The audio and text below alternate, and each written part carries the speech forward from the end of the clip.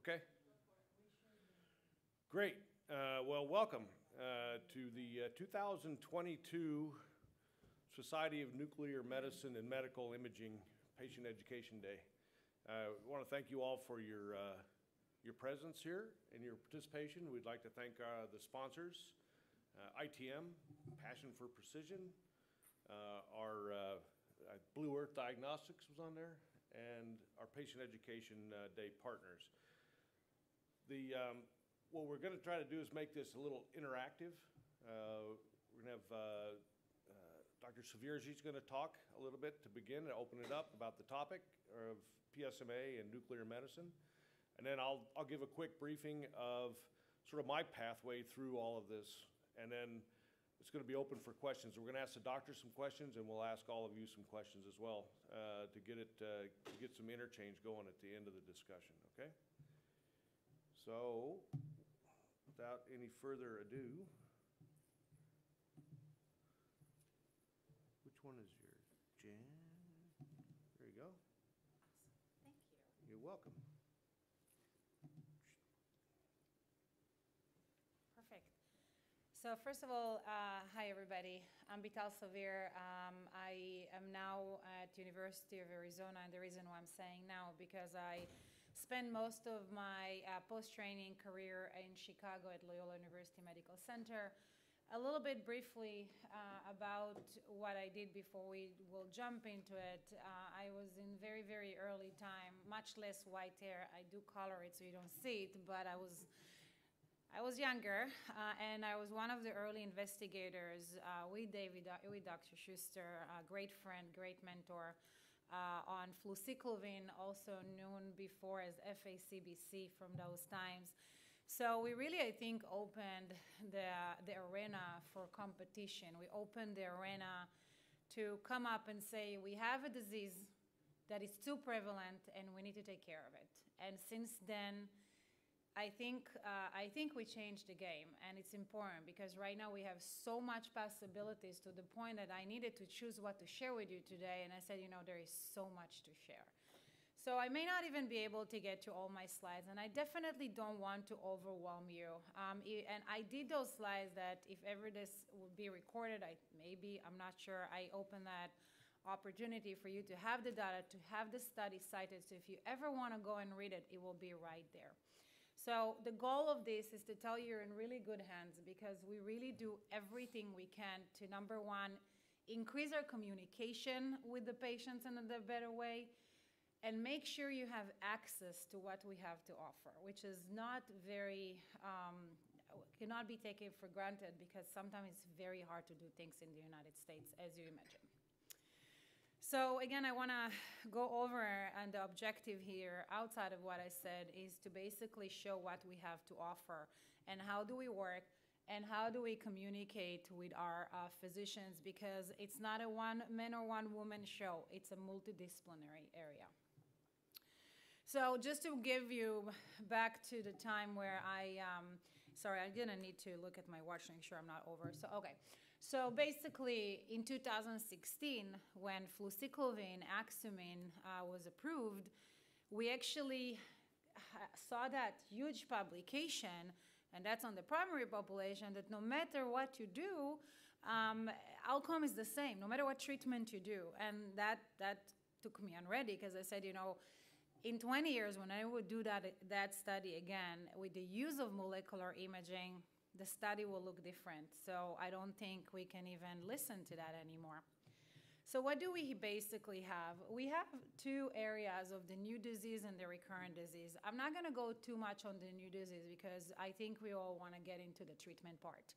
But the concept is that no matter what you do, you always want to look if we have disease in the prostate, if it's extraprostatic, if it left the prostate, and it is one lesion, 5 lesions, or it's all over the body, and if it does, what is the hormone status? Is it sensitive or not? Because those are very important for what we call survival rate and treatment options. So what did we used to have? You know, we had on the newly diagnosed and the recurrence, you start with biopsy. On the recurrent disease, you have conventional images. And we do know that in both areas, the conventional images are, well, I can't say complete bogus, but it just doesn't work very well. And then for primary disease, we used to treat it based on the histology, and even the histology we know may not always going to find the areas that are going to be fully representative of the exact disease, because we were very limited at what we had to offer. When it comes to recurrent disease, many times images were just negative, so we would assume based on the pattern, based on what we knew, how we're going to treat, that all belonged to the past because we have so much understanding. And then in both cases, we would monitor PSA just to see what's going on. So in other words, it would be, you know, a cycle between imaging, treatment, imaging, treatment, imaging, treatment, without a lot of information. And in a way, we're understanding that everything we knew about it, we had to reconsider. We need to rewrite that chapter in the book. Prostate cancer is the second still leading death. We need to take care of it. We think we knew, we didn't really know, and now we're starting to do it again. So we have two new modalities that we have in clinical practice. On the left is Axumin, on the right is PSMA. We have two agents. One is with F18, one with gallium. Almost the same concept of receptors. Soon we're going to have another tracer in the pipeline that is going to go into the PSMA, called RH-PSMA with F18. But I'm going to speak about what is FDA approved, what is available for you. On the left side, those are apples and oranges. On the left side, you're looking at a tracer that's based on oncometabolism. What does that mean? The body will think this is an amino acid, which is a building block for protein. It will go inside, will not be metabolized, but when it comes to prostate cancer, it's trying to utilize it in extra way. And that's why it is so good, because if the cell will have the upregulation of the amino acid transporters, you will have a positive scan. On the other hand, it's a key and a lock. It's a receptor base. You have something sit here, you have a lock, you have the key, and it's attaching to each other. And that based on expression of a specific marker, and at this point, this is a transmembrane protein called PSMA.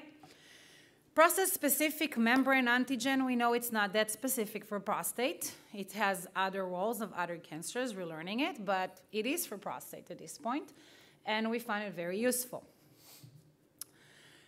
It did create some kind of disruption and uncertainty. And why is that? Because my colleague here, if he would be able to understand that there is a recurrence, so, okay, that's what I need to do. I'm going to start this, I'm going to do that. And I was like, oh, well, now we show you where the disease really is. What are you going to do now? And that's where things starting to be a little bit tricky. We don't have all the answers, but we're working on getting them. Just to give an understanding, you're looking here at a graph that the blue is Axumin, fluciclovin, and the red is CT. And when you want to compare the two of which scans on the same patient will be positive, and that was in 2016, you can see how many of them in the red were positive. This is how we gave treatment, based on lack of information. And now we see so much. It was 78% compared to 17 on the same people, head-to-head, had both exams. And how did it look like in reality? If you would be a radiologist, you would know that that little looked like a small C, that a normal appearing lymph node. It is cancer. It was one of the evidence that we learned that the cancer can go so early and we didn't know. So failure for us, number one, was to realize that the cancer goes in such an early time. Failure number two, we really thought it's going to always come back in the area of the pelvis next to the prostate. But in his situation, it is higher. He would fail radiation therapy if that would be chosen for him based on understanding of patterns. And I don't need to tell you that this is not a fun treatment to have. So that's 2016. This guy was very lucky because he was supposed to get radiation therapy under the assumption he has a recurrent disease in the pelvis. He did the fluciclovin, and you can see his disease went to the back and went to basically the bone that later on confirmed on other images. You can see the beginning of it on the CT images. It was more appropriate to give him hormonal therapy. He's having a high quality of life. He's doing absolutely great. He's one of my patients. This is how PSMA looking like on a patient that they thought have no diffuse disease, and unfortunately PSMA showed that it went to the bone. So officially today, everybody is supposed to receive PSMA on both initial disease and recurrent disease. And why is that? It's because it's more sensitive. It does a better job of localizing the disease. So it's up to you if you going into a regular CT images and you never came across, or you know of someone that going to be offered only the regular CT chest, abdomen, and pelvis, say, you know, it's in the NCCN guidelines, you should use something else. You may not know what you don't know. So for primary, without explaining everything, again, the only FDA tracer approved for primary, very important to say, it's the PSMA agents, not fluciclovine. So it will be very hard to use Axumin for that purpose. All the studies that look about, remember I told you about the biopsy, that you're trying to get like in the best area to biopsy to come up with the correct grading. If you do it only with MRI, you're not doing as good of a job. So all the studies around us say that if you actually incorporate PSMA into that planning, you will be more accurate on finding those high risk areas. So what about lymph nodes? There are multiple studies, and I'm not gonna put too many words with you, but I will show you that on one of the studies, 85% sensitivity compared to 38 of conventional images. What does that mean? It means that if you have 100 people in the room with a disease, 85% of them will truly be detected. That's the meaning of it. And the positivity and the specificity means that if you have a full room of people that don't have a disease, you're not going to overcall it, so you don't have false positives, but among the people with the disease, you're not going to basically, if you already see it, it's likely to be true. It's less likely to be false. And yeah, CT does a really good job there, because when they're big and chunky, of course, if it's positive already on CT, it is positive. The nice thing about it is the accuracy, how accurate you are. If you shoot a target, what is the likelihood you're going to shoot the middle? So that's very accurate. It actually has less equivocal findings. And what does that mean? It means that if you use other modalities, you will say, I don't know what I see, yes, no, get some follow-up, do some more images. This study says yes or no, less I don't know. And then what about effect on management? The study showed that if physician had that in his regimen, they knew what to do better. In terms of radiation, you know, because everybody say, you know, it's a radioactive material, you give me more radiation to my body, I don't want to get another cancer. In fact, because it has less I don't know, you need to do less images. So overall per patient had less radiation using that modality. Very important. Another study, this is the Osprey looking at primary. They were 60% sensitivity. And this is how it looks in reality. You see this is equivocal, yes, no, I don't know. This is the I don't know, if there is cancer. This is the same patient with PSMA. Every little dot you see there, it's a lesion. So going into fluciclovine, David Schuster has a study that's not FDA approved, it's research, but again, it is much better doing compared to conventional images. But the home take point is that when they looked at that under the microscope, when they removed those lymph nodes, you can see that then when the lesion itself is less than 5 millimeter, it's 50% detection rate. You won't be able to see it. So we're doing good, but we still don't have any magical tools. So the dilemma is when we see more, we need to ask ourselves how we're going to approach it. And we're going to leave all of those questions to discussion, but basically we really need to understand what we're doing with that. On the biochemical recurrence stage, we have multiple studies, but you can see no matter which agent you use, the positivity rate goes up with PSA. And it's a well-known deal, but even when PSA is very, very low now, we are doing a good job on detecting it. We're looking at 95% sensitivity. Again, we barely miss today. We're looking at another study, 73% sensitive, positive predictive value. How well can I predict if someone has disease or not? And then another study, sensitivity of 92%. And now fluciclovine had 57, but it was a different study. We did it basically just partial of the body, not including the whole body. So we know that those were the false negative that we missed. It was outside of the abdomen and pelvis. We just didn't know when we did that study that it's even worth looking at the chest. Well, now we know better. And again, another study with fluciclovine, the one they used for FDA approval, 92% for prediction. Again, to remind you where we are today compared to before, 17%. Again, the dilemma, what will be the best therapeutic approach now? What do we do with all that information? And again, I'll leave that for discussion. So for ADT, one of the problems of PSMA is that when someone is receiving basically some kind of castration with hormonal therapy, the PSMA expression going to change. And remember, it doesn't matter if you have a key, if the lock doesn't exist and changes, there is no way you can use that image in a better way, in a good way to know anything. And the hormonal therapy, in a way, affecting the receptors.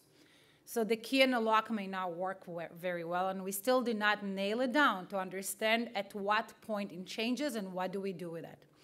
Until then, we just recently, and that accepted needs to be available soon, we learned that if you use fluciclovine for people that are on ADT and their PSA is starting to go up, the detection rate preserved compared to the group that did not receive hormonal therapy and had elevated PSA.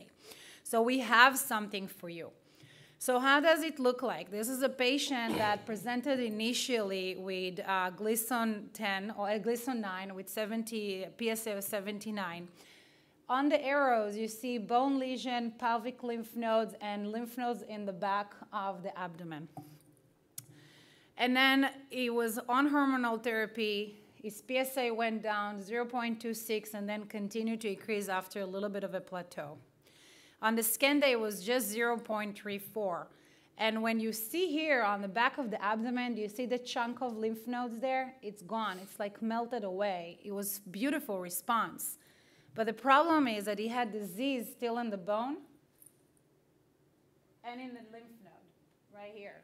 So we knew that he's probably in a transition of become metastatic castrative-resistant prostate cancer. So you're probably asking yourself, okay, head-to-head, how do they do? I'm not going to go into the entire details, but we took the two main studies and we combined them together. And now we know that if PSA is above 2, there is no differences between the two modalities. When PSA was less than 2, PSMA was better on extraprostatic disease, including lymph nodes, bones, and on lymph nodes outside of the pelvis. But it did not do a good job by localizing disease within the prostate area itself. So again, we need to learn more. And then there is another trial that is still going, looking exactly on the same thing, either fluciclovine or PSMA, different arms, for local recurrence within the prostate. It seems to be that fluciclovine is still superior, but for extraprostatic disease, they're the same. I don't know the level of PSA. We need to learn more from that study. It's still not published. So again, the dilemma we're dealing again, what is the breast tracer to use, right? Because how do I choose? You can only do one. So me, well, most of the time. For me, as an imager, you had them all.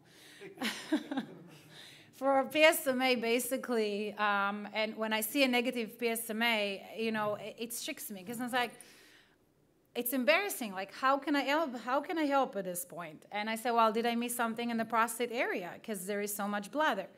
If I have a negative fluciclovine, I'm like, I for sure missed now a lymph node. So what do I do? And my friends, I don't have a good answer for that. We're still learning.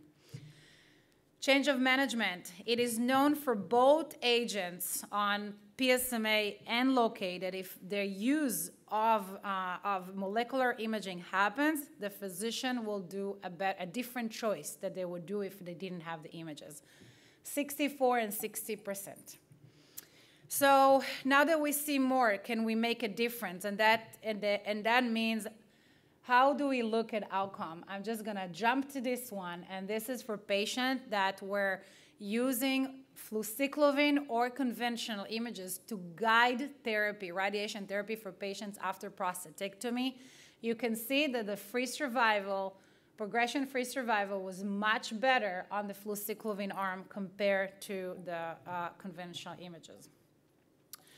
So what do I choose? As I said, it's like apples and oranges. One is like metabolism, proliferation. One is a key on a lock base. PSMA is the only thing approved for primary, but and you can use both for recurrent disease. Questionable is it does better when PSA less than 2. Maybe we need more data. Maybe doing better. Maybe fluciclovine is a little bit better to look for local recurrence. And again, this is very limited for local recurrence. We know that too much bladder. We can use that with hormonal therapy, but again, it's retrospective analysis. Take it with a grain of salt. It's easier to read. And let me tell you, you need to know who reads your studies. Make sure you're going to people that have good training in nuclear medicine, and I'm not joking. It's tricky to read, and not a lot of people know how to read it. This is a little bit easier. So if you go into a private practice, you need to know they're not sending your images to a rural area. Okay, so that being said, let's jump into the theranostic. The concept of theranostic, I love that science. Why is that? We're using nanoscience, different chelators. We are diagnosing one cell, and then we use it to kill that cell. And I think this is the best pathway of precision medicine. And let me explain. Cancer cell has a target. We are targeting that area, and then we're creating that linkage, and then we can put a radioactive tracer. Looking at prostate cancer cell, this is PSMA. We have some kind of binding motif, which can be tons of them, like I will show you in a second, a linker. And then for the diagnostic, we have gallium and F18. For therapeutic, we have lutetium and Y90. Those Y90 is research. See all those reds? All of those are the binding motif. We have some of them approved, some of them are in the drawer, some of them will never be approved. The concept. You use the diagnostic dose to localize the disease. You toast, you toast, you toast, and then you continue to do surveillance. And that's the concept of it. And it's working. It's working. There is no magic there. It's working very nice for a majority of people. So the highlight of this session, we have 2 studies, which is one the therapy and one the vision. Some of you are very well familiar with those medications, but those are different medications and different lines of treatments. This first study in Australia wanted to compare second-line chemotherapy to the radiation ablation. The vision wanted to basically compare any line that the patient is done after doing at least one high rate of hormonal therapy blockage and one of the Texan, I have a typo there, one of the Texan's chemotherapies. So without going into too many details, some of you will be familiar with FDG.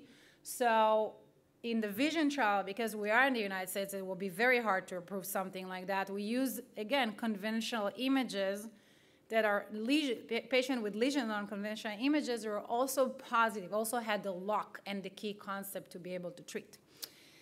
The problem is that, problem different. The therapy study used FDG, which is based on glucose, because very aggressive prostate cancer tends to take the glucose. So they wanted to make sure there is no difference between the glucose lesions and the PSMA expression. So there are no discrepancies between them. A lot of patients have been excluded based on that.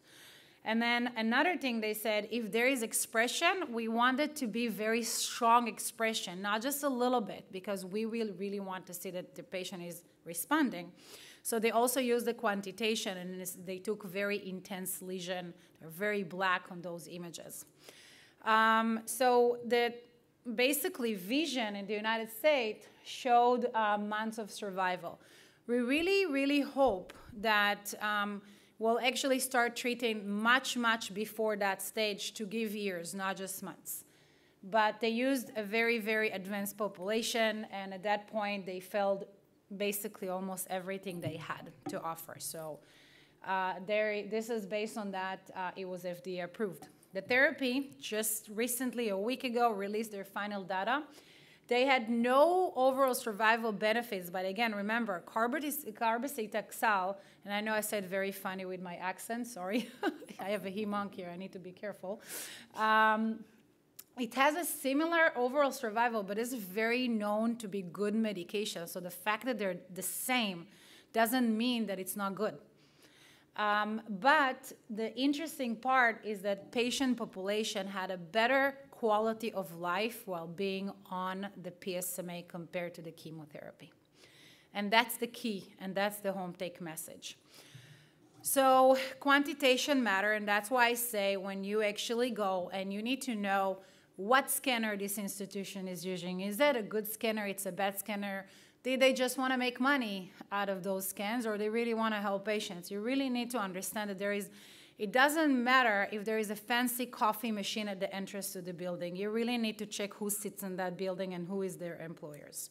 So quantitation matters, because if you go on the images, if you go and you're due for the treatment and you have a very, very low expression of the tracer of the PSMA, you may not respond as good as other medications. So maybe for that individual, maybe it is better to go on a second-line carboxytaxal and not receiving PSMA. It's very, very important to know where you're going, who is your physician, and how well they know about the disease. So this is really my home take message.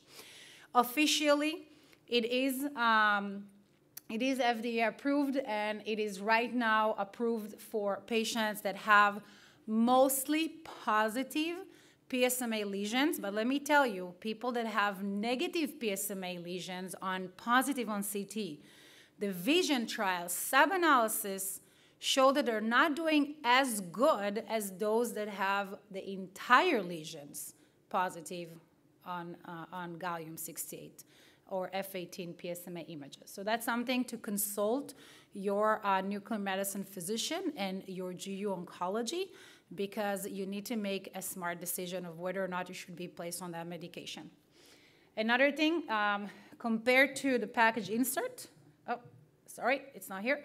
Compared to the package insert that says that you have to do PSMA 11 to be eligible to that, the panel actually said that they see both Pylirify and Locomes, which is PSMA 11, they see both of them as equally appropriate to be selected to be on that treatment. So basically, again, the dilemmas, we're going to discuss all of it. What will be the better selection? Can we treat now sooner? There are lots of study looking at hormone-sensitive, oligometastatic rather than polymetastatic, meaning oligo up to 5 lesions. And then again, that's controversial by itself. Polymetastatic when there are a lot of lesions in the body. And again, what do we have to offer? We just see more than we saw before. And that is the goal of precision medicine. And we have to continue to investigate and follow the science. And as I said, if there is a home take message for me as a nuclear medicine physician, which I treat a lot of cancers from, not just prostate, we have other tracers, therapeutic tracers to offer. And as a researcher, my home take message is like, really use Dr. Google for real, but be very careful of what Dr. Google says, because that's where you're going to need to come ready to speak with your physicians and make a decision, and you need to challenge yourself and you need to challenge the group to make sure that you're coming with a better decision. And as I said, everybody reads the internet now. So that's why I call Dr. Google, just for you to know. I have on my mag, I said, do not confuse Dr. Google with my medical degree. Everybody reads, but come with that information and then cross what is not important and listen to what is important. And thank you very much.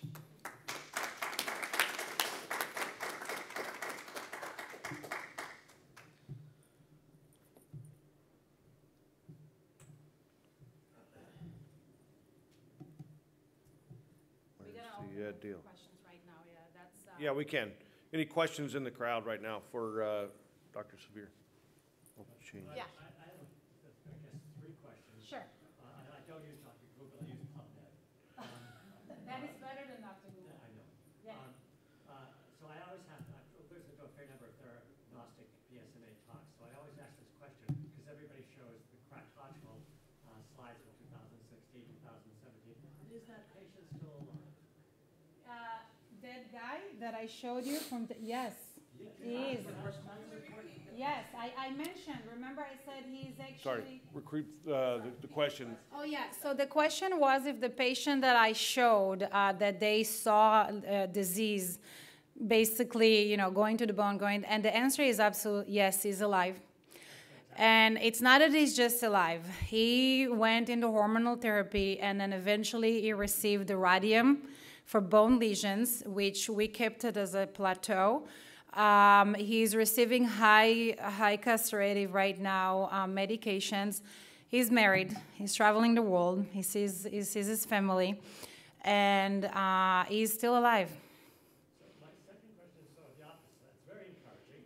The other part is it was sort of shocking when I realized that therapy trial in Australia had no overall survival benefit. Don't misunderstand the data. I have to make it very clear. That's why you know how many physicians as well said exactly what you said. I actually want you to comment to that from the GU oncology about the overall survival. Do you want to speak for carboxyhexyl to explain? Yeah. So my name is Matt Reddick. I don't know that this. Yeah, you hear it. Yes, go ahead. Good, speak, please. Hello, hello, hello. Testing, testing, testing. Can you hear me? Gotcha. Okay, I'll just start. So I'm a medical oncologist that focuses in GU malignancies.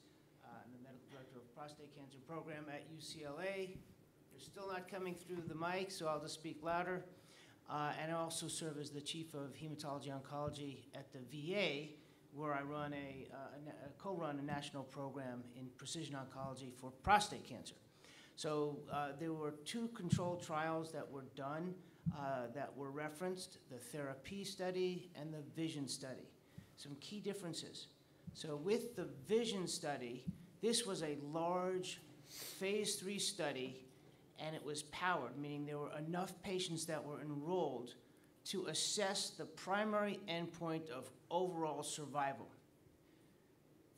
And that study was positive. There was an improvement in overall survival, and that ultimately led to the regulatory approval of PSMA radioligand therapy. That study included patients who were supposedly castration resistant. That's the definition of the patient population for that study, but had not yet had chemotherapy. And the control arm of that study was a second hormonally active agent. So the patients all had ADT plus one of the novel hormonally active agents, say abiraterone or enzalutamide, and then were assigned to a second novel hormonally active agent. Now, those second agents are not that effective. So once you've had one, the second one doesn't work so well. So the control arm there was set up, essentially, to establish a benefit. That's how the study was set up. The drug company wants to get a positive study, okay? Another explanation for why they chose that as the control arm was that in the experimental arm that included the PSMA radioligand therapy, that was added to the control therapy. So it was really a second hormonal agent by itself or with the PSMA radioligand therapy. So if one used chemotherapy, which would be the more standard of care approach with a better response rate and improvement in overall survival, then they couldn't have done it because the chemotherapy and the radioligand therapy would be unsafe or not well established to be safe and used in conjunction.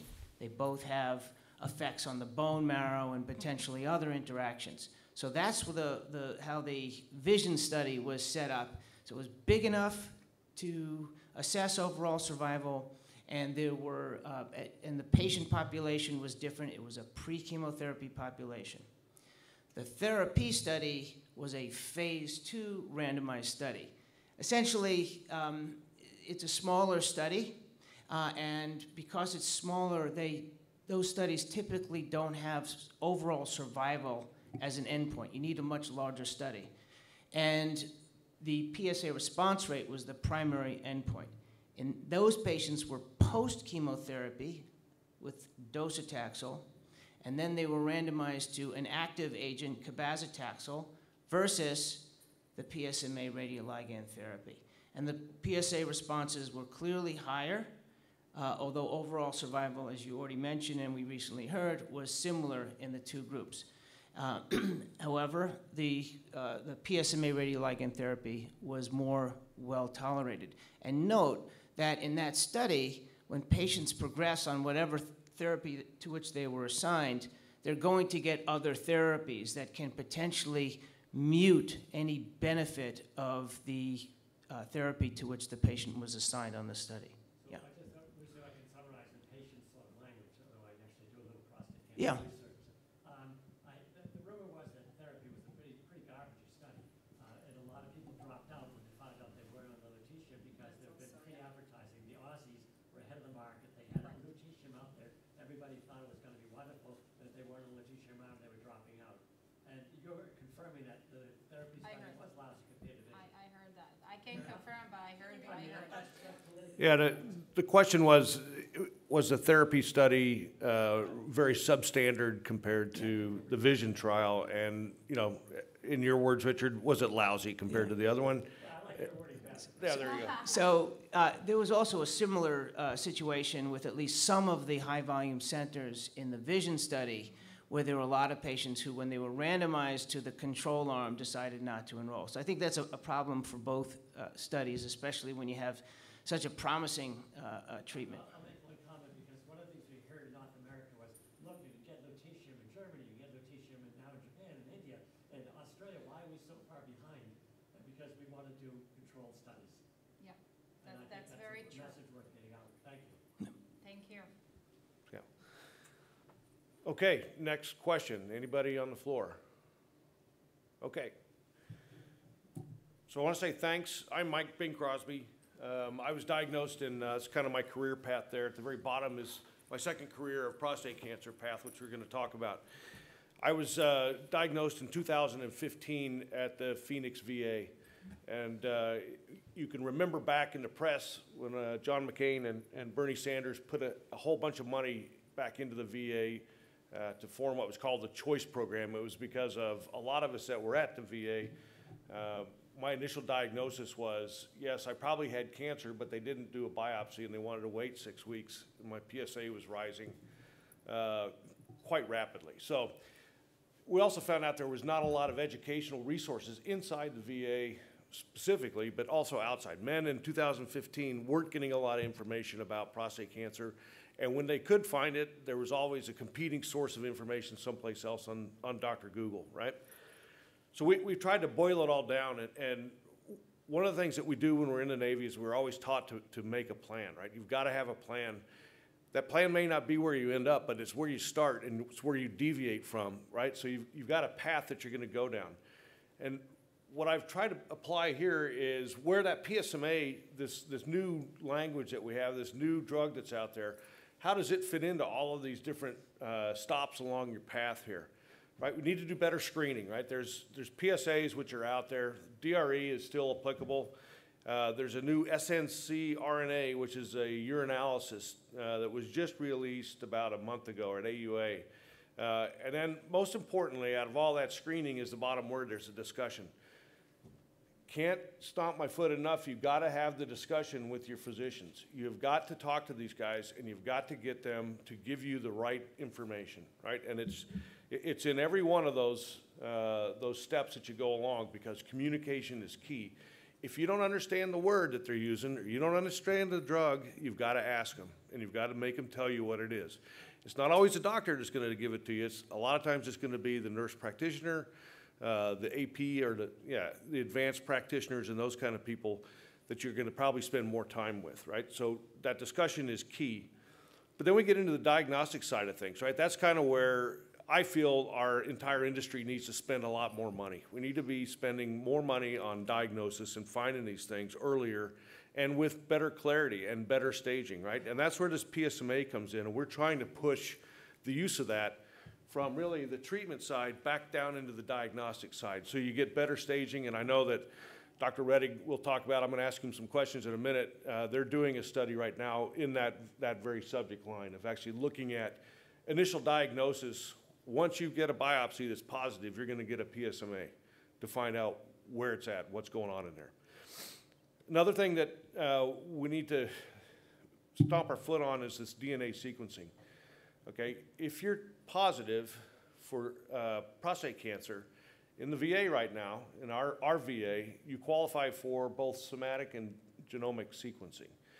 And what we're finding is doing that, getting that sequencing done and understanding your genetics is gonna help the doctors give you that precision course of medication and really help target your specific issues or your mutations and that sort of thing, because you're gonna respond differently based on some of the mutations that they find when they do that sequencing.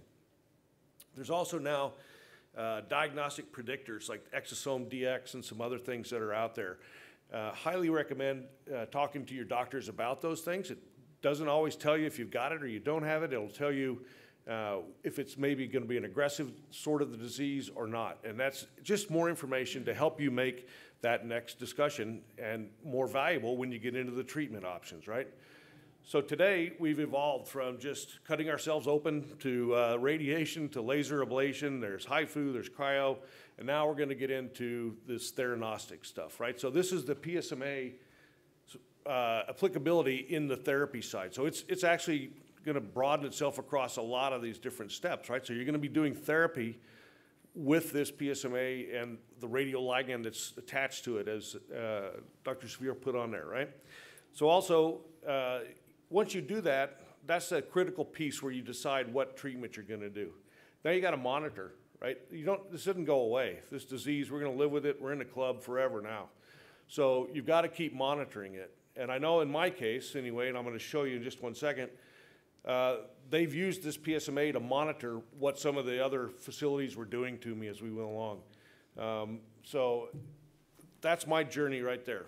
Okay, the blue is biopsies and pathologies, which we get some information from. The red blocks are the different treatments that I've had along the way. And the green is an advanced imaging.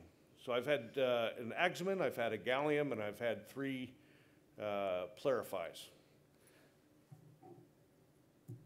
So this is the blow up of that really busy part down there that when I met Dr. Rettig, they decided that they were just gonna jam it all into a couple of weeks, and that's what happened here. So what happened is I had a recurrence in a lymph node in my presacral area, and the physicians or the urologists couldn't operate on it. They could, but it would be a really major surgery. And so we decided to go back with the CyberKnife again and take it out, with the radiotherapy, SBRT. Well, looked all great, and then all of a sudden the PSA starts coming back again.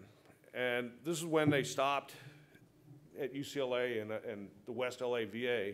Everybody put the brakes on for a second and said, okay, there's something else going on here.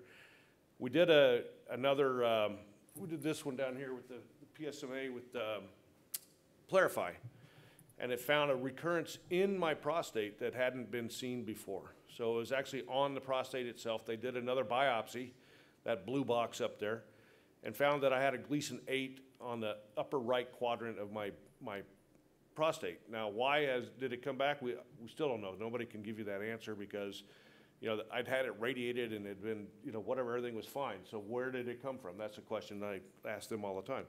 So that, so then we went into all the ADT plus type of treatments, plus a pelvic radiation, plus a laser ablation of that area on my prostate because nobody else could get to it. It was so small.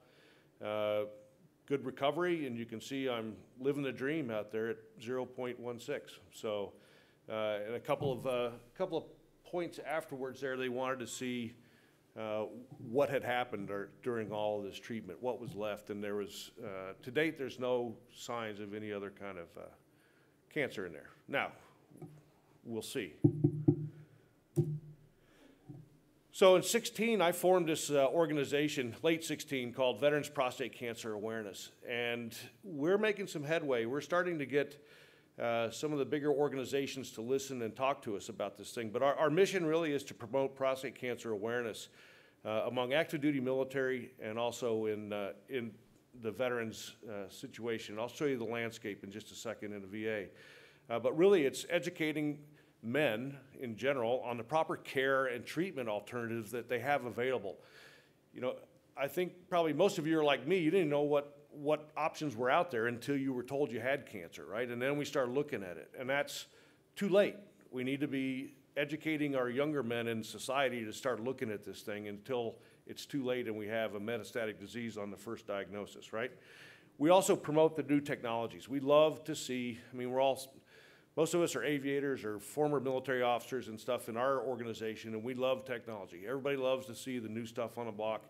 But we're also the first ones to, call it, black magic as well. So here's the landscape in the United States. You can see that, it's growing. That line, that top line there, from 2018 to 2022, it's gone from 164,000 to 268,000 men diagnosed new cases each year, right? So not to leave my friends in Canada out, you're about the same ratio.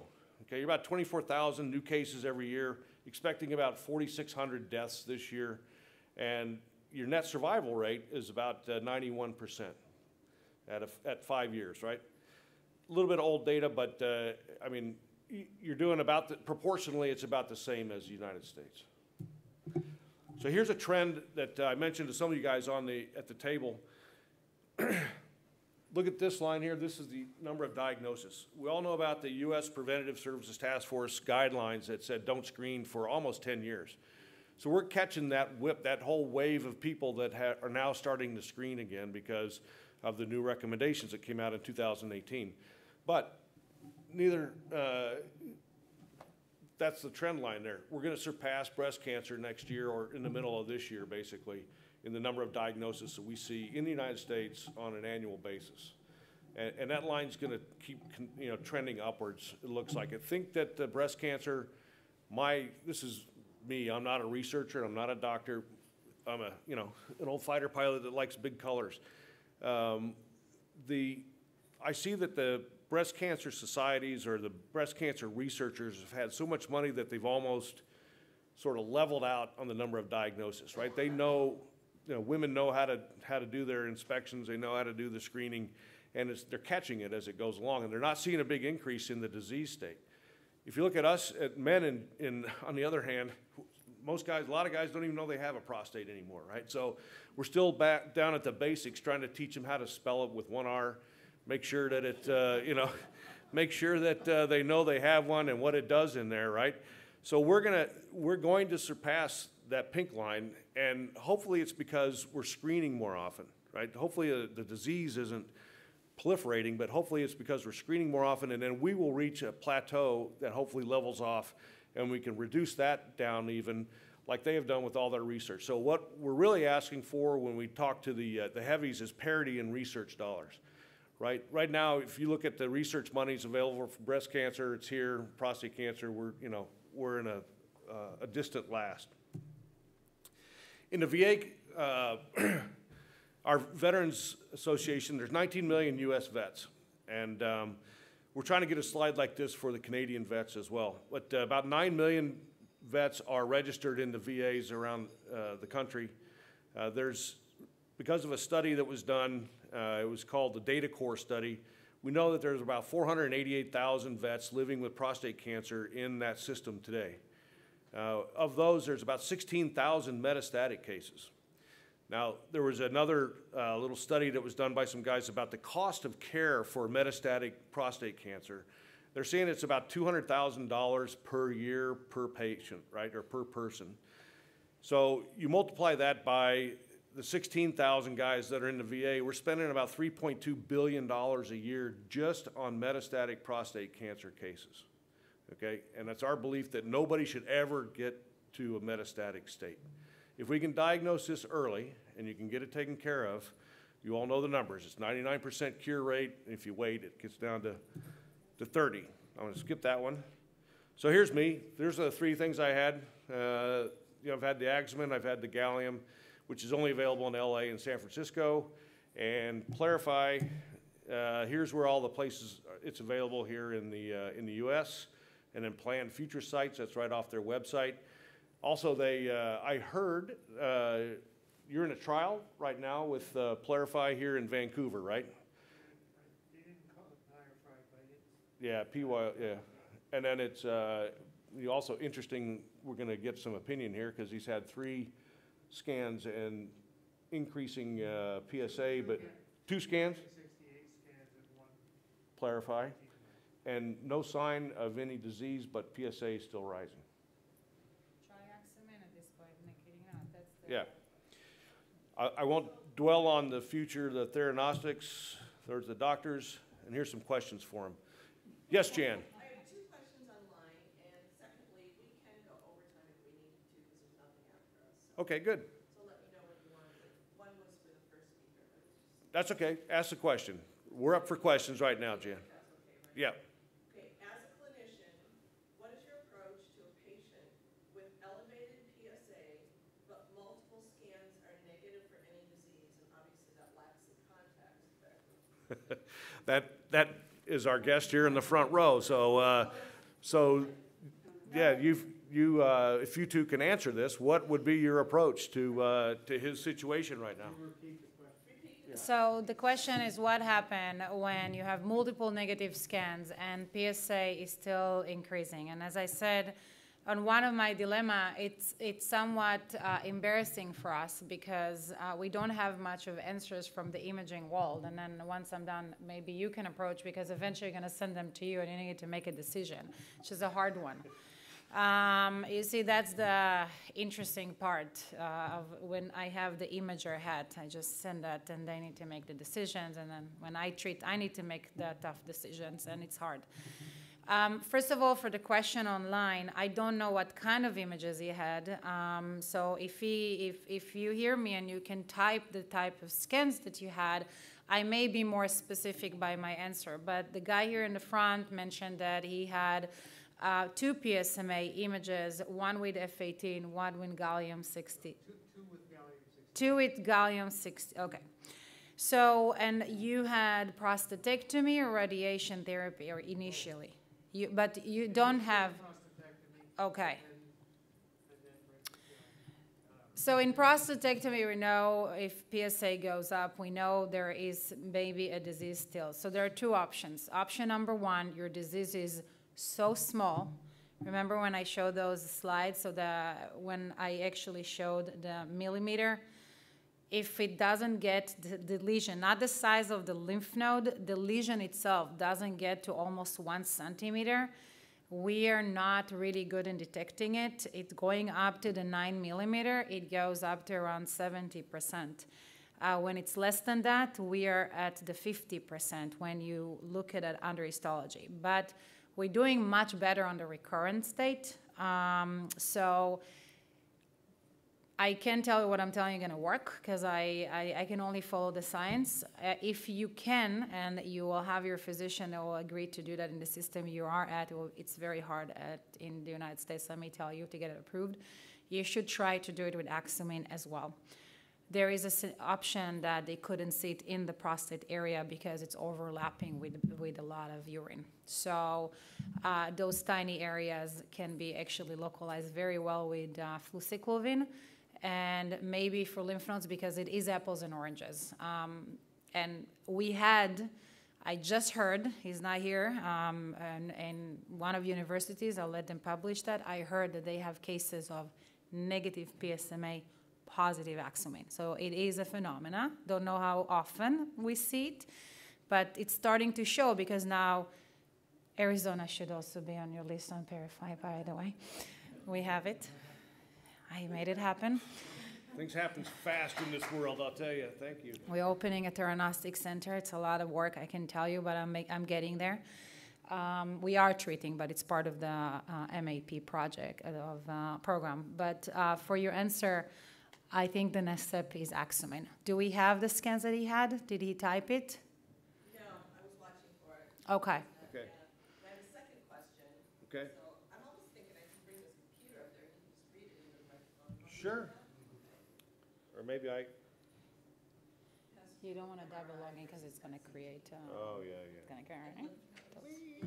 Yes, this one. I can read that second question from anonymous. Okay. Wow, look at the delay. Yeah. So here's the second question. I had an MRI in 2 different clinics. First one didn't detect Mets on the lymph nodes, but second detected Mets on the lymph nodes. Before the MRI, I had a PET CT scan which detected the Mets. How can that be possible for MRI?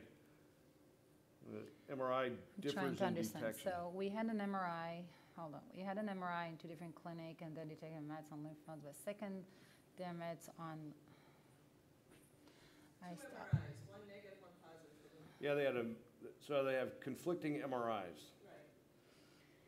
And then a PET CT. Can that be possible that an MRI differs that much in detection? So, yes, definitely yes, but again, it's hard to answer that because I don't know which kind of MRI, I don't know what were the sequences.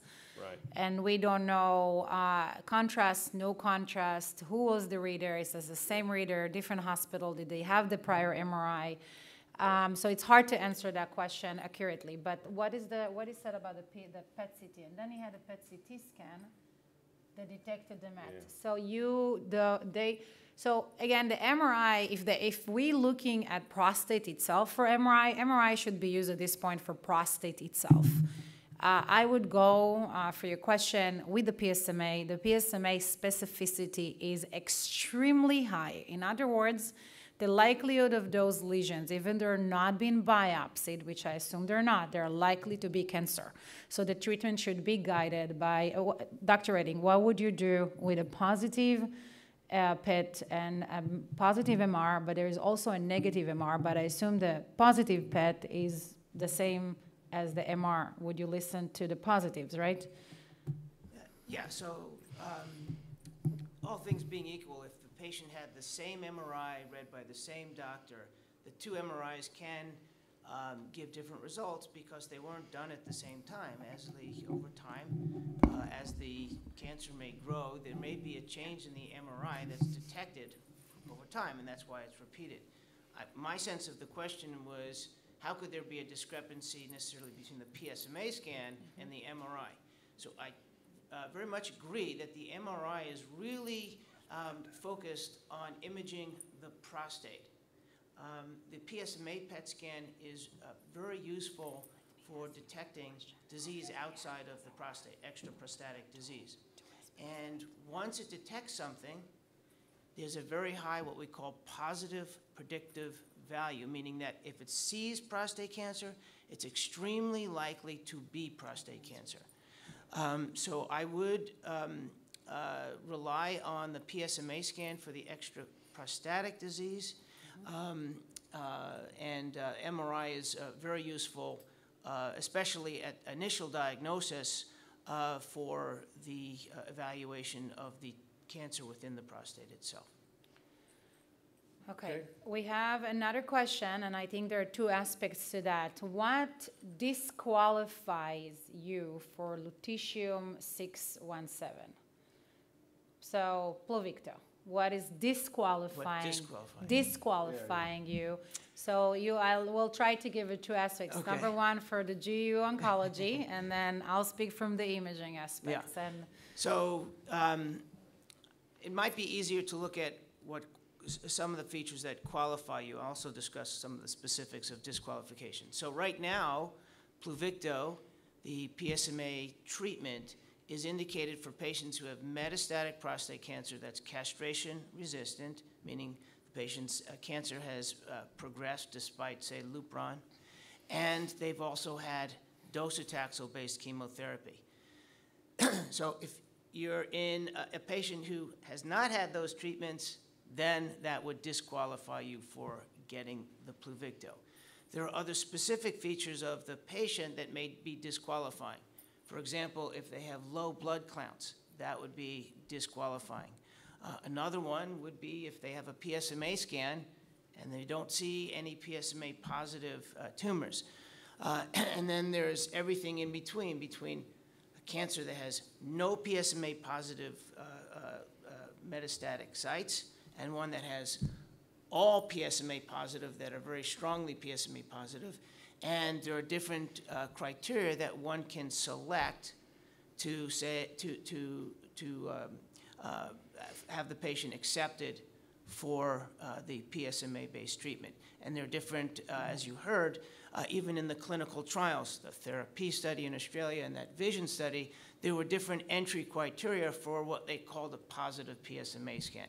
So there's a lot of variability, and you need to work with someone who has not only experience from the nuclear medicine standpoint in interpreting the scan, but also an oncologist that knows which patients are most well suited for the actual treatment.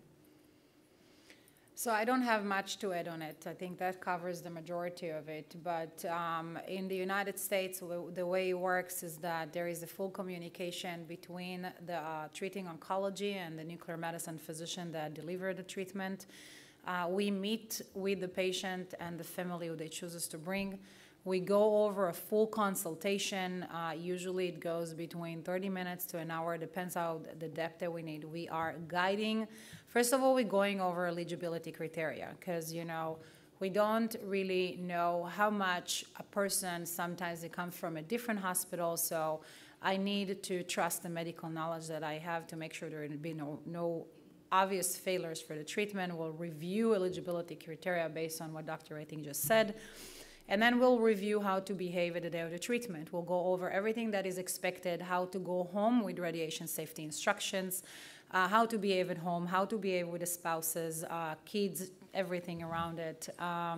So it's really there will be no surprises. It's already, when it's already been designated, and we make sure that there are no discrepancies. Now, as you could see, the definition of NCCN guidelines comes and say majority, not too many negative PSMA lesions.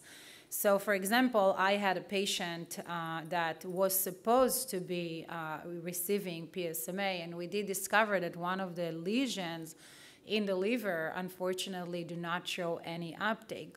And when it comes to the liver and you choose one line of treatment, and we don't know if we can much combine it together with other things because of toxicity to the bone marrow, you know, we decided not to go to that route and give him something else, because what would if that lesion would increase dominance, because we need, you know, we need the liver to be able to function. So at this point, even though on the vision trial he would be 100% disqualified, it might be as an option that will come and say that's the best thing we have to offer. Let's say this patient had it all, and now we're going to give it a try. It might even be in the future. We do that in a way with Lutathera. We are trying to help if there is no other options. And it might work. However, we don't have enough data to play with that, and that specific patient had other options. So there are lots of things that eventually can disqualify, and we only want to make sure they're getting the best treatment. Let me ask you a question. How many of you have had a PSMA screen or image done? Just one? You're in Canada. I know we're in Canada. I got my money changed over, Richard. Yeah. So let me ask that question. How many of you had Axumine? You're in Canada. We have a problem. You're not discussing. Let's discuss it. What's the problem? The main. Because we have a healthcare system which we all pay for each other. Yeah. Under what we call universal healthcare, Right. we call socialized medicine. But it's not a national program. It's provincial. Because it's provincial, every company has to deal with every province separately. And the cost of these agents and all the stuff they're promoting is excellent science and wonderful. It's just too expensive. We don't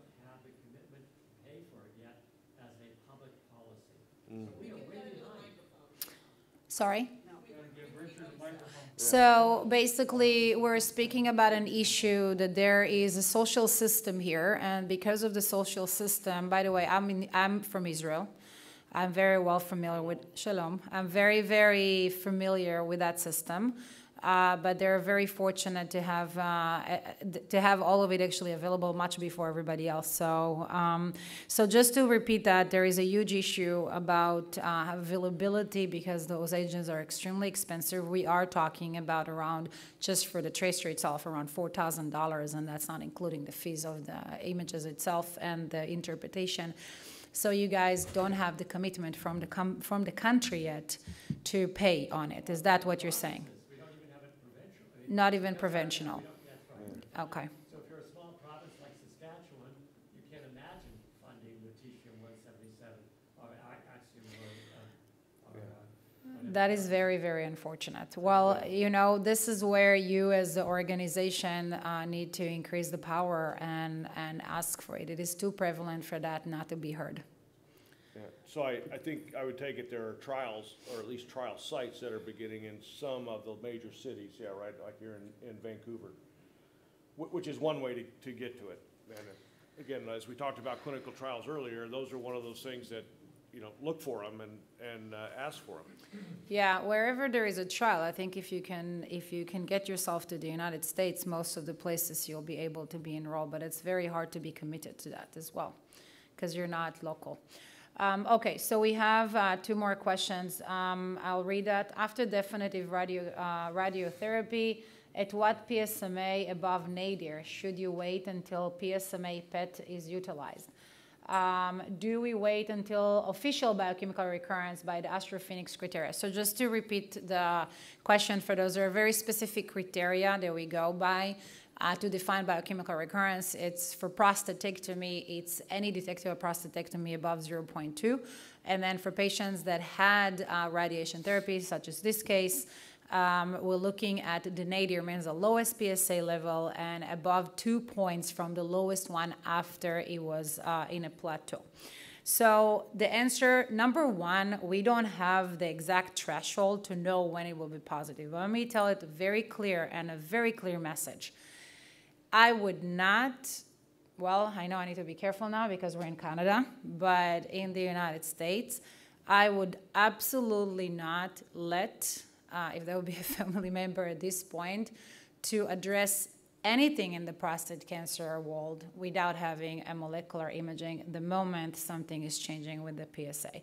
And one of the reasons is that we did see a lot of people outside of that criteria that their skin actually discovered recurrent disease, either locally or outside. So unless they continue to do surveillance and you specifically do not want to do any therapy and it won't change your outcome because you would refuse it anyway, and you want to continue to do surveillance, you can wait for the official biochemical recurrence. But if your oncologist is too concerned that something is about to happen and he wants to address it, he shouldn't address it blindly. So it's all about a decision-making solution.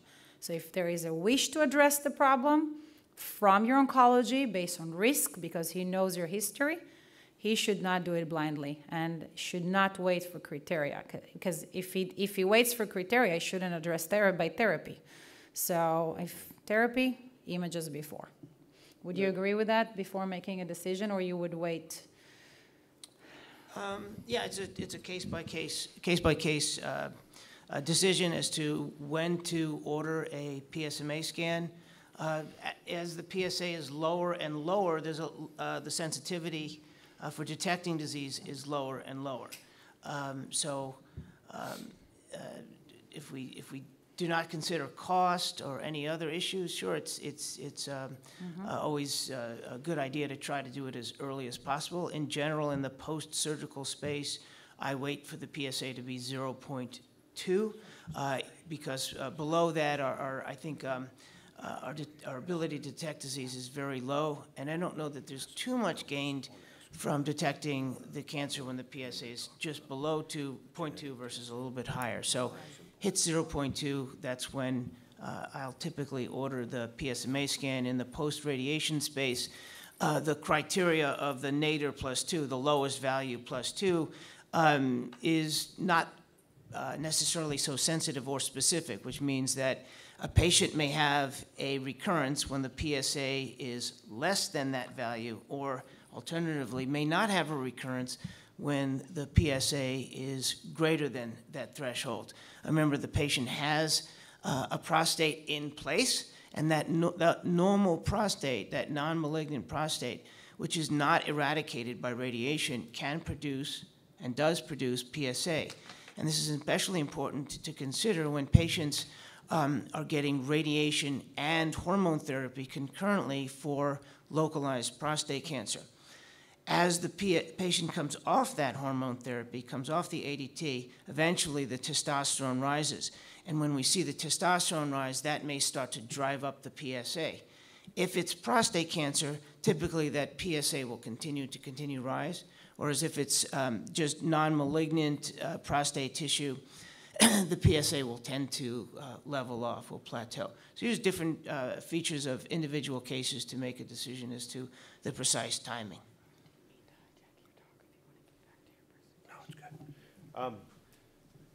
Okay, we're going to jump to a little bit slightly different subject, but it's related, and it's DNA sequencing. And I'm going to ask Dr. Rettig to explain why it is important that we do this now, along with all those other diagnostic tools, because it's becoming more and more important as we look at these precision medicines. And yes, I get it. We're in Canada again, Richard, and it's probably difficult to get. But I know that there are, it's sometimes hard to get in the USA as well, unless you're a vet. So we tell the guys that if they're eligible to get into the VA, because you get it if you're positive, right? So I can not say enough about the VA and the good treatment that you get there today. 10, 15 years ago, maybe a little different story. Today, if you know how to work the system and get through it, it is the best healthcare on the planet right now. And they're taking incredible strides to make it better and better. So, Dr. Rettig, why do you do DNA sequencing? Sure. So first of all, let's describe what we're talking about. The DNA can come from two sources. It can come from the tumor, and it can come from non-tumor. They're both important to test, to do a genetic analysis. So when we talk about the non-tumor, the terminology is called germline sequencing. Germline because it represents the DNA from the fertilization of an egg, which is called a germ cell. It germinates to become the fetus, or the sperm. So when a patient has a mutation that they were born with, that would be carried over into all tissues of the body. So you can test any non-malignant tissue like blood or saliva.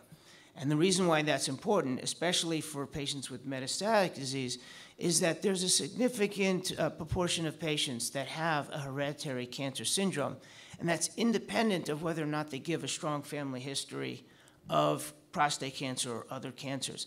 So about 10 to 12% of unselected patients with metastatic prostate cancer have a hereditary cancer syndrome that they don't know about. There are a number of genes that can, when mutated at birth, can predispose the patient to prostate cancer. The most common one is the BRCA2, the BRCA2 gene, and that predisposes to a number of cancers, but the four big ones are prostate, pancreas, breast, and ovary. Even in men, there's a risk for breast cancer. All patients with metastatic disease and some other patients should get germline testing, and that's important for the patient as well as the patient's family, because if the patient tests positive, that means there's a potential for other family members, be it siblings or offspring, children, to have inherited the same genetic lesion, which can speak to better prevention and screening for various cancers. The other type of testing is tumor tissue testing. It's called somatic testing, and basically you can use different sources of tissue. You can use the prostate biopsy, a surgical prostatectomy specimen, a biopsy of a metastasis, and you can even use the blood. Here we're talking about not the cellular part of the blood, but the non-cellular component, the plasma. So when patients have especially metastatic disease, the tumors can shed their DNA into the bloodstream, and that can be used to do genetic sequencing. When we do the genetic sequencing of tumor DNA, there's going to be a mutation because all cancers are genetic. That means, it doesn't mean they have to be hereditary. Most of the genetic changes are acquired during life. So we will see genetic changes, and depending upon what the genetic changes are, that can tell us about the potential aggressiveness or biology of the cancer, and also we can pair specific genetic changes with specific therapy, so the right patient, right drug for the right patient, basically precision oncology. That can be done on the tumor tissue. I should also point out that even when you're testing for a hereditary cancer syndrome, one may also identify a specific gene that can be matched with a specific therapy. I mentioned BRCA2, and those patients are sensitive to various treatments, including targeted therapies with drugs called PARP inhibitors, or a specific chemotherapy drug which is not ordinarily used for prostate cancer in the absence of one of those genetic mutations. So big picture is any patient with metastatic disease should get both germline testing to screen for hereditary cancer syndrome and tumor tissue testing. There are other patients who may also qualify, and I won't go into those details, just talk to your provider about that. So it is important to do. There are patients who do not have metastatic disease, but I might still do a genetic sequence, because if they have a sample, a specimen that's sitting in the pathology department, if we wait too long to test it, it may get too old for us to get a fruitful result from genetic sequencing. So I'd like to try to get testing done as soon as possible, both, again, hereditary cancer syndrome testing on blood or saliva, or tumor tissue testing from any one of multiple different sources of the tissue. That's great, thanks. I'm sure everybody knows everything about DNA now, right? Okay. So there's Dr. Rettig, this question that came in, there's like 3 parts to it, and it's, I think it's someone asking about a situation, whether they're eligible for the theranostics or the Pluvicto, whatever it is. Pluvicto, yeah. Yeah. So here's the situation, and 2 of you can come up with this. It says, my brother has bone metastasis, and according to the oncologist, he was disqualified because the PSMA scan wasn't all positive, which I'm taking maybe some of it was positive. He is still on Lupron and has had 9 treatments of docetaxel. Before that, he had cisplatin and, was it etoposide? Mm-hmm. Okay. He currently is on carboplatin and cabitaxel. They said this is his last option. We're in Chicago. Okay, so I'll We get to call Abby. try to start off with that. So first of all, different centers will have different criteria for use of Pluvicto. So a patient doesn't necessarily have to have every single metastasis that is PSMA positive. So if a patient has 10 metastases and 9 are positive, maybe you give the Pluvicto and target the 10th one with some radiation, directed radiation. So in this particular case, however, it sounds like it's possible that the patient's PSMA scan was mostly negative. And the reason why I say that relates to the kind of chemotherapy treatment that the patient has had. Those drugs, cisplatin, etoposide, carboplatin in combination with cabazitaxel, are used to treat a variant of prostate cancer, which is much less common than the garden variety. It's called small cell or neuroendocrine cancer. It's very rare to have at the time of diagnosis. Maybe 1% of all new cases of prostate cancer are small cell, but it emerges over time with hormone therapy, so that maybe 15% of patients who've had ADT plus one of the new hormone agents, if you do a metastatic biopsy, have this entity. And that entity, small cell, for the most part, is not positive on the PSMA scan, and therefore would not respond to Pluvicto, the PSMA therapy. So that's my sense as to what's happening in this particular patient. You would say the same? I would like to add something, yeah. So specifically, there is actually a data that came from UCLA looking at the people, they were treating part of their own program with PSMA outside of the vision.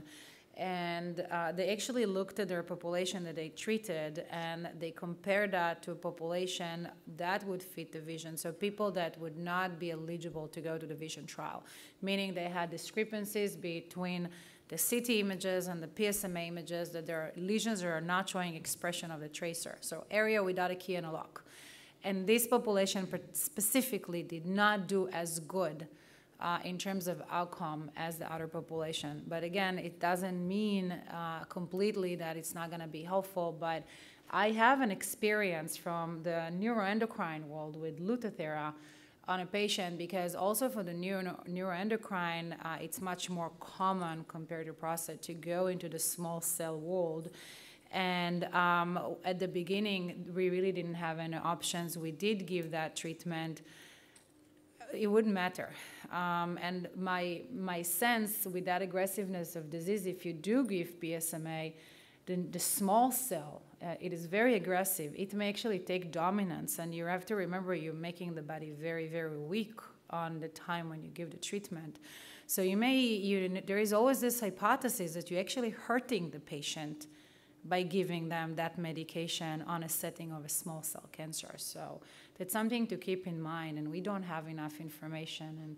And if this is the case, I think that decision should be trusted. Good. Jan? I want to introduce a very good friend, confidant, supporter, advocate, unfortunately a widow, but she's lived the dream, and she has some very important lessons to talk about from a caregiving perspective. And there are things to share with your own caregivers. And if you're not talking about it, that's one of the things you have to do. I mean, you just have to break the ice, and you've got to sit down and talk about how you're progressing and keep that discussion ongoing. So I think it's clear that it helps, and it's clear that it's important. So I'm going to let Jan talk about why. Thank you, Mike.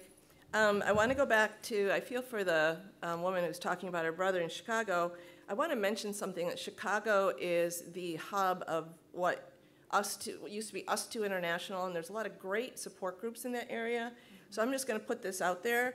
I would Google a group by the name of Mets Mavericks, and there's a support group leader by the name of John Sheeran, S-H-E-A-R-R-O-N. He would not mind me mentioning his group and his name. And if you're looking, I know when you get to that place, you're looking for what's available right now where you're at in Chicago area, and I think that might be very helpful to you. So Mets Mavericks is the name of the group, and John Sheeran is the metastatic prostate cancer patient that leads that group. So, yeah, caregiving, some thoughts. I'm Jan Mannerite. I'm the Executive Vice President of Cancer ABCs. But my first subtitle I decided to put was, I promise not to tell you what you already know. And if you're a caregiver, this may happen to you quite often.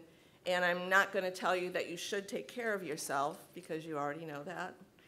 But the people that tell you you should take care of yourself when you're a caregiver, they're trying to help too. They just don't know how to help sometimes. Caregivers already know that they should take care of themselves. They're just driven by this reality that, for me, I had to know that I did everything that I could, everything. So I would push myself to the limit sometimes. So I'm not going to tell you that you should take care of yourself, but I will tell your friends and your loved ones to maybe come in and just say, hey, how can I back you up? Can I bring you a heart-healthy lasagna? I don't know. Can I talk to your husband, or maybe it's a daughter who's the caregiver, or a male partner, whoever it is. When was the last time they talked on the phone? Were they like a 10-minute visit? How can I back you up? Ask the caregiver that. So why do I do this? Our story started in the year 2000, and this was way before we had a lot of the FDA-approved drugs in the United States. I'm from Florida. That's why this looks like a beach. I was going to take you there for a minute. But it started in the year 2000, and my husband had a PSA that was 7,096.0. Our son was 9. He was in 4th grade. And I looked at the way that my son looked at my husband, and I'm like, oh, hell no. You know, we're going to fight. And my husband wanted me to fight for him. So we did, and I had to figure out the right way to do that in a way that helped him. My husband lived for 13 years.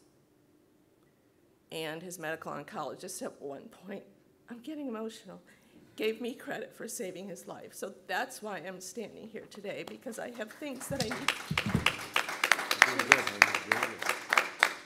Because along those 13 years, I learned so much. I am obligated to pay that forward and share them with other people. So I'm going to try. Thank you. Keep going. I'm good. I'm helping you. I got your back, Jan. He's asking. I said, how can you support the caregiver? He's supporting me. Okay. So that's why I do what I do. I want to tell you, first of all, that every caregiver is different, just like every prostate cancer patient is different. So to the caregiver, give yourself permission to be who you are. I was the caregiver who went in and read the medical records, asked better questions. I actually came up with treatment ideas and sometimes even chose the treatment. This was, again, way back before we had some of the treatments we have now. But that's what my husband wanted me to do, and that's who I was as a person, so that worked for us. I've known other caregivers who make sure they keep the house the way that the husband wants it, and again, I'm using husband a lot, so I apologize to other couples that look different, and to caregivers who are daughters, cousins, brothers. There's all different kinds. But other caregivers might make sure that they still have the birthday party, that they cook their favorite food. And if that's who you are as a caregiver, that's perfect. It depends a lot on your relationship with the patient and what they want from you and just who you are as a person. So give yourself permission to be the caregiver you are. So that's a message I haven't heard a lot, but it's very important. Perfection isn't the goal. Perfection is not the goal. You're not going to be a perfect caregiver. He's not going to be a perfect patient. That's okay. What that does is give you permission then to look to see what the goal is, because it's not perfect. You're going to stumble. There's going to be flaws in it. You'll work it out. But the goal I decided was for me to know that I did the best I could. So I gave myself permission to hold that as my goal. And again, that goes back to why the caregiver worked so hard. I needed that. I needed to know that I did the best I could. And I needed to be able to tell my son that years later, or to have him see it. So one of the most important things that I needed to do was to learn how to work the doctor's appointment with my husband. There's plenty of information on the internet. There's Dr. Google. Yeah, that's vast. There's it's overwhelming. We live in an information age, I call it. It is overwhelming. Some of my callers who I talk to on the phone say, I feel like I'm drinking through a fire hose. So, okay, so let's take that for a minute. I needed to work that doctor's appointment, so I needed certain information. I didn't need all of it. What I learned to do was pull my husband's medical records, put them next to the computer, and just read them. And there's a lot of big words on there that make no sense to me. That's okay. Then we use Google, the dictionary. Exactly. Dictionary Google. Look them up. You're going to find a few words in there that you really needed to know. You just don't know why they use that word. Lymphadenopathy, I don't know, it's just an enlarged lymph node that's probably cancerous. But you needed to know that when you're researching for your husband. They just use a scientific word. So look them up. Use the medical records. If every prostate cancer is different, what's his? That's all he really wants to know, and that's all you really want to know. So what that helped me to do too was then develop better questions. Sometimes it's something you sleep on and you wake up in the morning and now you know the question that you really needed to ask that the patient wanted you to ask. But it was based on going into the medical records first, Google second. You'd be surprised. And in the United States, where I'm from, working the medical system itself was often a really important part of what I was doing. There's the receptionist, and I learned that that's where I asked to get an online medical records because there's 2 ways to get them. That's one of the 2. There's working with the insurance company. Why don't they approve this drug? Do I appeal it? There's the reality that you're probably going to sit in the doctor's office for a long time. That's okay. Bring a book. Bring your cell phone. There's learning how to ask questions. So I kept the patient first, even though I might be tired or frustrated, because I didn't want to be upset with the system or the doctor, because then that would become the most important part of the appointment. I knew I needed to keep the cancer patient the most important part of the appointment, and that was my husband. So you learn to do that. Sometimes I have to wait, and sometimes I also have to pass the question to my husband, because the most important conversation was between my husband and the doctor. I would just set it up. So that's something I learned to do. So these are just some of my tips. I hope that's helpful. I don't want to take too long. I know there's maybe some more questions out there, but I did want to give you some resources on the 3rd slide. One of the things I've learned to do is I produce conferences for cancer patients. They're very patient first. There's a way we do it. There's 16 breakout sessions in one day because that's what patients need. Everybody gets handouts. That's why there's handouts today. And it's very patient first. The conference is free and lunch is free, and we are there to help you. You can also find some of our videos on YouTube, Cancer ABCs, and I've got my email address here. You can follow up with me if you have a question, and then our website. And then these are my colleagues, Joel Nowak and Wendy Leibowitz. They founded Cancer ABCs, and I've worked with them for over a decade. And great teamwork makes for a great organization, and I like to think that's who we are. So thank you very much. Thanks, Jen. I think in closing, we'll open it up if there's any more questions. And I want to put one pitch in for the pharmaceuticals, all these companies that are making this new technology, and both the delivery of the technology, but also the technology itself. I will tell you that any drug out there that's new, whether it's Pluvicto or PSMA or Axumin or whatever, they all have a website. And they all have a patient-facing website that you can go to and you can read about. So don't rely on the back of the package to learn everything about it. And they also have phone numbers. Everybody has a dial-in number now that have patient navigators. They're typically advanced oncology nurses that are manning the lines as volunteers. So be nice to them, and you'll be amazed at what information you can get out of them. So I highly encourage you that these pharmaceutical companies are trying. They're trying as best they can to cure this cancer, right? And so they need input from you. They like to talk to patients. So if you're ever engaged with with a pharmaceutical company, you'll be surprised at what you can learn. And seek out that information. That's just another good resource. And we've got them all on our website, veteransprostatecancer.org. You can go to the resource page and pretty much find any of the drugs that are in use for prostate cancer now. Any questions before we close it up? Yes? So just a reminder, maybe you've already said this or we're just about to say it, but right after this, we're offering a tour. Yes, the reminder is that we're offering a tour to everybody at the exhibit hall where a lot of these manufacturers and our sponsors are. They have their big sites set up and their displays. They're happy to give you some samples, probably not samples of that, but good things to take home. But if you've got questions and you want to talk to a manufacturer, they're all standing over there ready to welcome us aboard. So if anybody, I've got to go over there anyway, so come on with me and we'll go and have a nice little visit. Thank you. Oh, one more question. Yes, sir. Not so much a question. I don't know why you chose Vancouver for your convention site, but you certainly allowed us to take advantage of a lot of knowledge, and I really appreciate it. Yes, sir. and it's on the house, how much better? Sorry, we were USA. Well, I know it's kind of USA-centric. We're all from the US. I think we all wanted to just see if we could get across the border for a couple hours. And yeah, no, you're quite welcome, and thank you. Thank you all for attending and for all your engagement. It was really appreciated. Thank you very much. To answer your question, the SNMMI is America predominantly, also Europe, but America and Canada. We're rotating throughout the sites. We'll be back, I think, in 2 years, but I think it's going to be on the other side of Canada. Yeah. But we will be back, and we're rotating. We've been here actually 9 years ago. Yeah, I hope Yeah.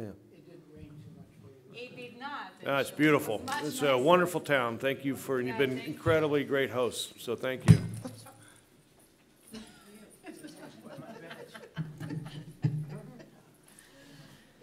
Is that yours? What? You want to get a picture? It is hard. Okay. It is hard. It's okay. Let's get a good background, huh? I When know. you're coming out of It COVID becomes and you're talking emotional. about your, yeah, I know. I and believe that's you. okay, that How about this one? emotion is pure. Yes. You want that one? Did one of you bring the tour? No? Yeah, I need it. I have it. Oh, Okay, all right. So are you gonna lead the tour? Sure. Okay. I don't know, now I'm leading the tour. Picture. That's fine.